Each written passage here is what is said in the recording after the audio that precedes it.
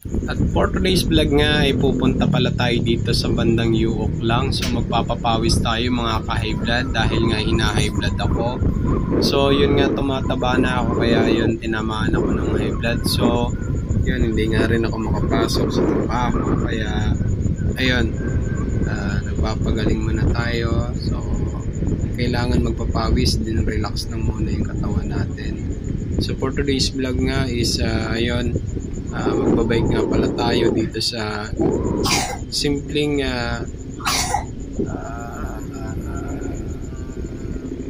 sa Yuok dito. Basta dito sa Yuok guys. So samahan nyo ako mga ka-high blood. So yon, pagkaliwa dito diretso na yun papasok, no. Patag lang naman to guys. So yun, so pagkaliwa dito mga ka-high blood, so pasok na yan, diretso na yan. So rough road tayo dito. So dahan-dahan tayo guys magpapasok tayo dito kasi medyo rough road yung area. Then masarap din pag mga ganitong rough road kasi may challenge dito sa mga ganitong daan. So ayan, tinatamaan na yung binti ko dito kasi kababike nga lang ulit natin. Shoutout nga pala sa kapatid ko kay Christopher Monsanto kasi kanya yung bike na gamit ko ngayon. And shoutout nga pala sa mga bikers natin, no, kasi tomorrow third triathlon dito sa amin sa Marinduque. May mga dayo kaya kailangan nating manood. So yon, pagka nandito, then corner kaliwa, school na ng Yuok, ano. So high school dito no, mga student. And so ingat-ingat tayo dito pag mga ganitong corner kasi may mabibilis dito na mga sakyan, lalo pag mga ganitong hapon, mga uwian. So padiretso na tayo, paahon na tayo. So banayad lang naman yung ahon dito, ayan. So papasok na tayo. Ingat-ingat tayo pagpapasok dito guys kasi meron tayong mga aso dito, delikado rin. So ingat-ingat lang tayo mga ka-high blood. Then pag may hawak na manobela, lagi tayong doble ingat kasi mahirap na madisgrasya. Actually nasa atin din pag ang kaligtasan, kaya laging double ingat pag mga ganitong mga ahonin, gamit lagi sa preno. So ayan, sobrang hirap na ako dito kasi kasisipan lang natin, almost 2 years, 3 years tayong hindi nakapag-bike. So yung mga ganitong climbing yung tinitira ko kasi para mas mapawisan,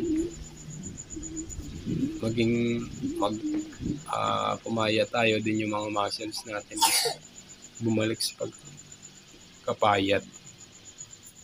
Hindi naman sobrang taba ko ngayon, kaya sakto lang. So yun nga, may high blood ako. Then hindi naman bugbogan ng ensayo, ano lang, dahan-dahan lang, huwag lang biglain. So ayan, dito na ako. Nakatungo na ako dito guys. Kasi sobrang hindi naman siya ka-anuhan dito. Ka-climbing. Sakto lang. Nag-i-aero pose pa ako.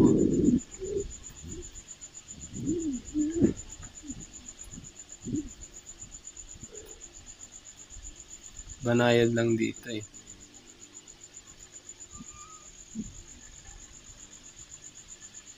Pero pagdating dun sa may parting dulo, may maiiksi siyang pagpihit mo, talagang matarik na siya. Kaya lagi ko din pinupuntahan to nung pag may mga palaro. Yan, dito ako nagpapapawis. Masarap dito kasi yung simpleng nakaka-relax dito rin eh. Sa area dito. Ang sarap dito guys, sobrang lamig. Makikita mo talaga yung mga tanawin. Kaya talagang pumunta ako dito.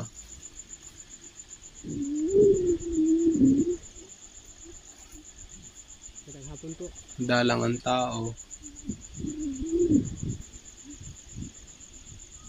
Nakatungo na ako dito guys.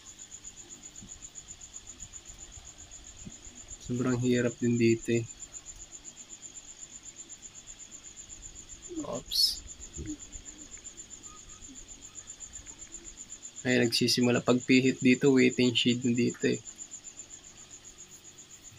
Simula na ng ahon.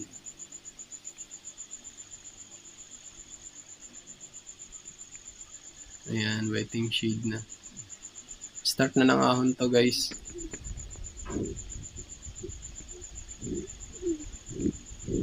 Ayan, pagkaliwa dito, ayan, pakunti-kunti na yan. Kumbaga, kakarga-karga ka na dyan. So, yun, no. Nag-aano na ako. Nananahi na ako ng daan. Kasi, mararamdaman mo talaga pagpihit doon. May konting paangat, tapos banayad, tapos another corner. Pagkaliwa mo, ayun, dagdag na naman yung ahon. Kaya tinanong yung sipa ko dito. 1-1 na lang yung sipa ko dito eh. So, ayan, piga. So, abang-abang lang kasi tutukod ako dyan eh. Nakakain ko yung bay ko dyan kasi talagang hindi ko kayang ipiga yung binti ko. Talagang parang puputok na. Sobrang ang hirap ano, alam mo yun, yung sobrang hirap mong ipidal na yung binti mo kasi parang nanininigas, tapos sasabay pa yung hangos kasi kaya kong i-relax pa eh, kumbaga kaya mong mag-conserve ng oxygen, pero yung binti ko talaga, mga ka-high blood, talagang alam mo yung puputok talaga. Ang parang nabubuo yung mga muscles niya. Kaya ayun, tutukod ako dyan sa parting taas pa. Yung last part yun eh. Ay, hindi pa pala last part yun. May 50 meters dyan na sobrang tarik. Tas pag liko mo, napakatarik. So yun, actually dun pa sa taas ako titira eh. Tutukod.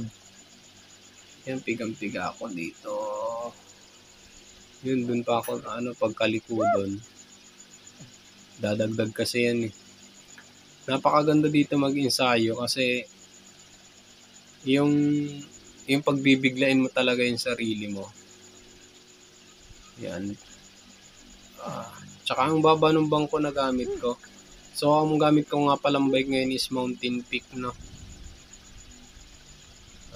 29er and 9er ba yan? Naka 2.25 yung gulong natin. Shoutout nga pala kay Utol, no? So, ayan. Pinipilit kong umano ko pero talagang hindi na ako So, actually makakasawa pa ako